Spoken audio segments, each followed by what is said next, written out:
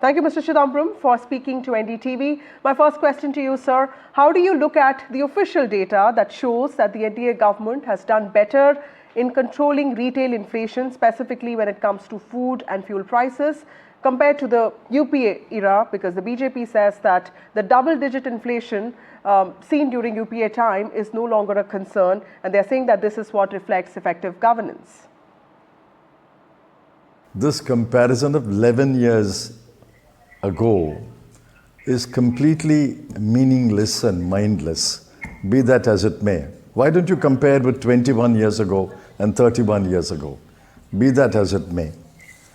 I have never believed fully, I believe it, but not fully, in the inflation figures put out by the government, whichever government. See, for example, the inflation is based on two components. One, food items and non-food items. The weightage of food and beverages is about 47%. The weightage of non-food items is the remaining 53%. Now, on food and beverages, we have a detailed breakdown. I mean, I'm showing this to you on the camera. Detailed breakdown of item-wise, published by the official agencies, I think MOSPA. But on the non-food items, there are no official sources breaking down the items into, say, for example, education, health, transport, household goods, services. There's no breakup at all. Housing, fuel and light, clothing and footwear. There's no breakup at all. Therefore, we don't know a bunch of commodities and services which account for nearly 53% or 54%. We don't know what the individual prices are. Now, we come to food items.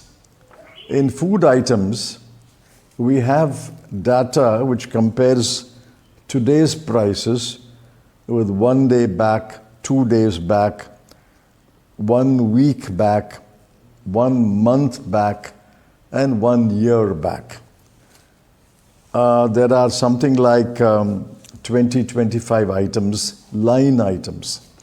And I'm showing you again, all the blue colored line items, the prices today are more than what it were 1 year ago, and in some cases, 1 month ago.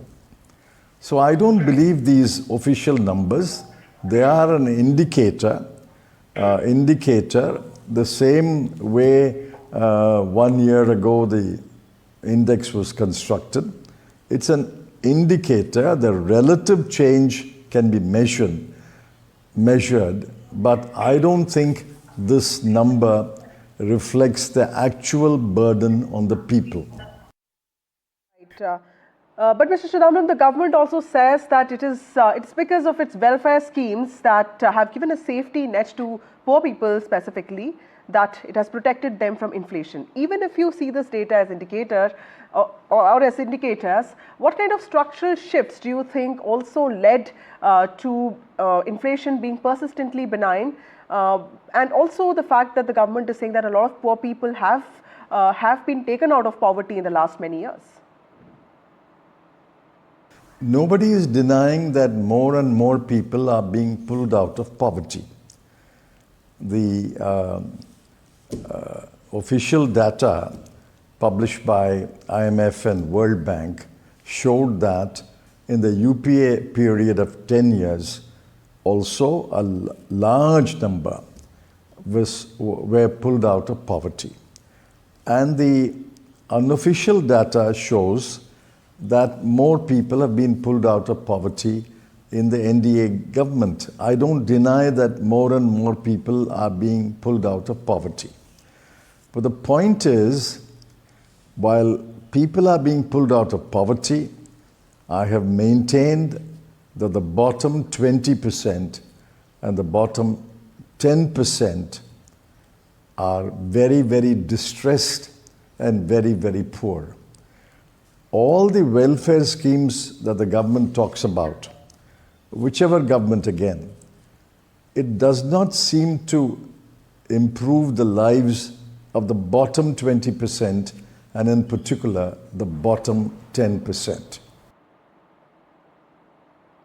Also, Mr. Chidambaram, inflation has remained below the RBI's 4% threshold for 3 consecutive months. Can we expect more rate cuts from the central bank? What are your expectations? And also, is this the economic boost that India needs in the midst of global uncertainties? I believe that if inflation comes down, interest rate must be cut. I maintain that position even in the UPA government, for which I was criticized. You are interfering with the RBI. So if I maintain the same position today, and the government also believes that RBI should cut the interest rates, the present government also will be accused of interfering with the RBI's autonomy. It's the same between President Trump and Fed Governor Powell. Trump does not lose a day by abusing the Fed Governor Powell. Why are you not cutting the interest rates? But Mr. Powell says, we have data, we have expertise, and we will do it when we like. That is the same position. Every government will say interest rates must be lower. Every RBI governor usually says, don't interfere in our autonomy. What have I got to comment on that? Right. Also, Mr. Chidambaram, can you give us 3 measures that you think will work better for the economy? What do you think the Congress could have done differently? Because some experts do believe that the implementation of the Congress party's election manifesto could have been more inflationary for the country. All that is hypothetical. The Congress party never got a chance to implement its manifesto. I think, keep aside inflation, it's important, and I said it in the budget speech this year in Parliament, it's important to increase the wages, the daily wage across the board. The minimum wage must be increased. Rural wages have stagnated, and salaried employees have suffered a reduction in wage. That is according to government data, government household finance data. Therefore, according to me, the first thing that the government should do is to increase the wages across the board. The way to go about it is to increase the minimum wage. That is the first thing that the government should do. Number 2, the people who are in distress are the bottom 10% and the bottom 20%. And it's for them that the Maganrega, the 100 days work, was devised. The average number of days that are being given to the average family in the past several years is only 50 days or 51 days out of the promised 100. So you have to provide funds. There's no point in saying there is no demand. If there is no demand, you will save the fund. But you have to provide funds so to give confidence to the workers seeking work and the administrator who's running the program, that if there is demand, if people turn up for work under Maganrega, there are funds to give them work. And the arrears have to be paid. So these are the 2 things that I will do immediately to relieve the distress of the poorest in India. My last question to you, Mr. Chidambaram, looking forward, what do you think are the key challenges? Tariffs, reciprocal tariffs, global shocks from the evolving geopolitical tensions, also some tensions at several borders, or other factors to the economy, and what are these challenges to the low inflation regime that we are seeing right now? I'm not a soothsayer, and I can't say what turn will the India-Pakistan relations take, what will be the impact of Israel's repeated assertion that it will finish Hamas, what is the impact of Russia and Ukraine meeting or not meeting in Turkey.